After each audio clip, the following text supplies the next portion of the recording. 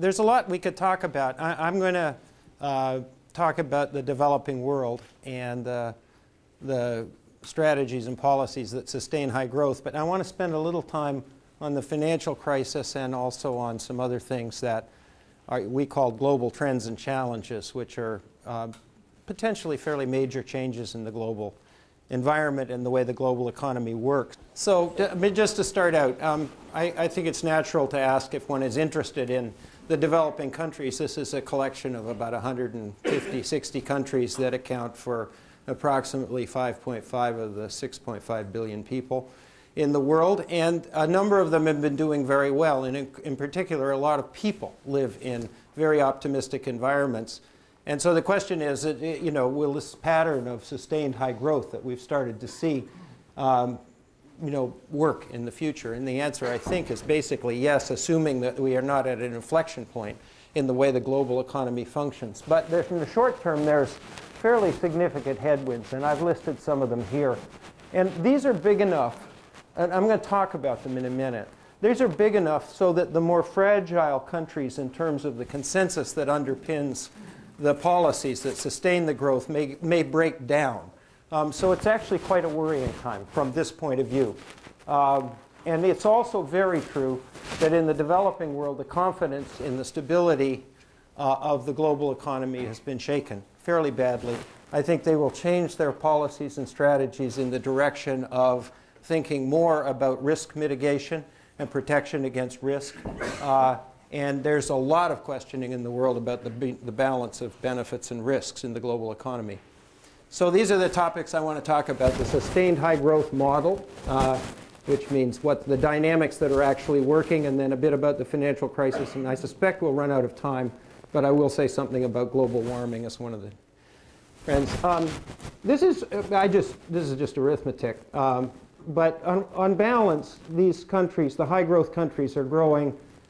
In particular, China and India are growing at about 6.5% above the advanced country sort of stable rate of 2.5 to 3%. And if they keep it up, then on the order of 25 years or so, in terms of sheer size, this is not per capita at all. They'll still be quite poor relative to OECD standards. But you can see that China and India together are not that far away in high growth mode from being a pretty big mass, and China in particular.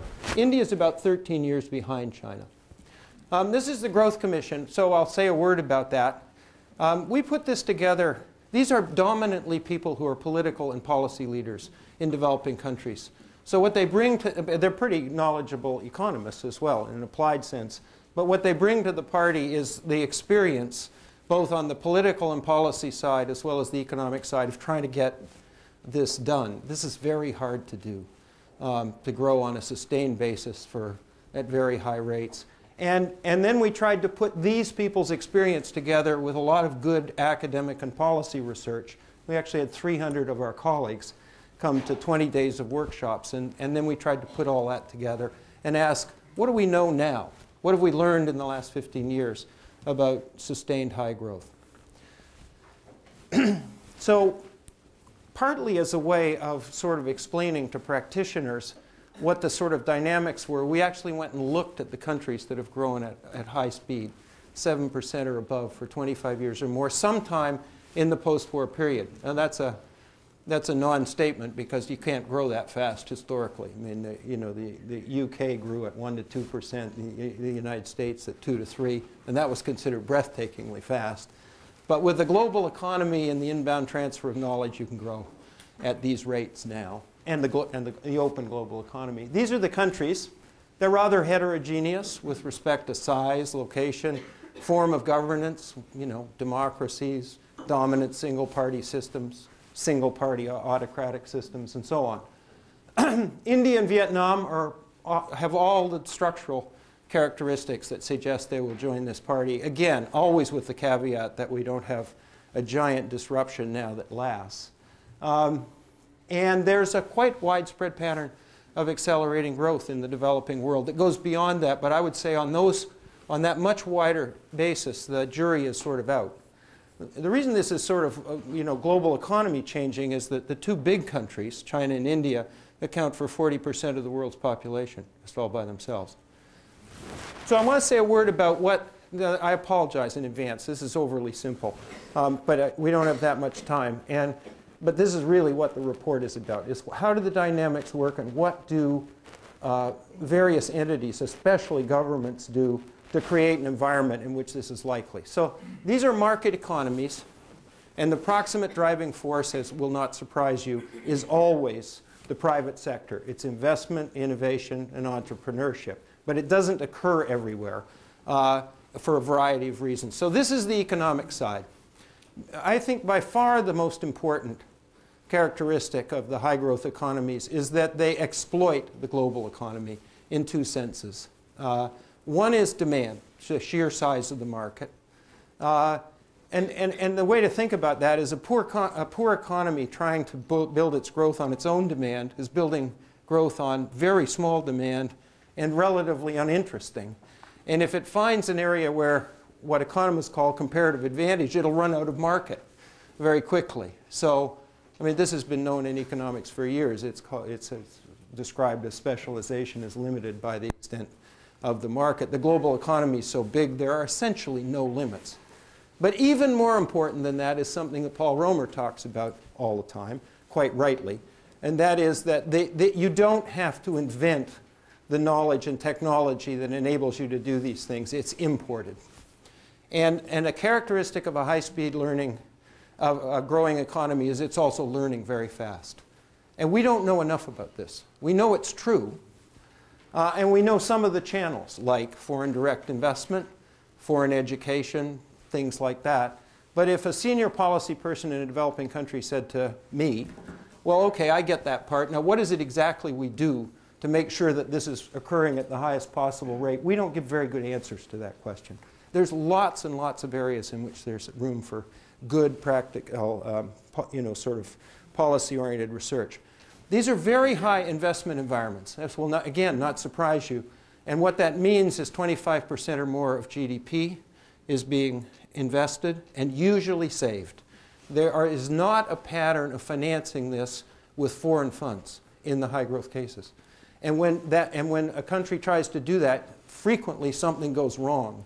But we don't have very good theories of it. We just know empirically that there's disruptions. And the public sector investment, which you can think of as infrastructure and education and a few other little things, is also high, on the order of 5 to 7% of GDP. It's very easy to say. This is very hard to do. In a poor country, if your per capita income is $400, then you're not spending 100 of those dollars on average that are going into investment so that your children and grandchildren will be better off than you are. This is what it means on sort of the ground. I would say if you divide the explanations of the non-growing countries, and there are a lot of them, into economics and politics, and probably politics is more important than economics, but on the economic side, the single most powerful part of the explanation for the non-growth would be underinvestment, both on the public and private sector side. These are market economies operating with not only the usual static market incentives, but they are chaotic. I describe these economies as structurally transforming themselves. So if you look at them from a macroeconomic point of view at 30,000 feet, it looks like the water's rising in the bathtub. If you look at them on the ground, or at the microeconomic level, things are being created, things are being destroyed, industries are coming and going.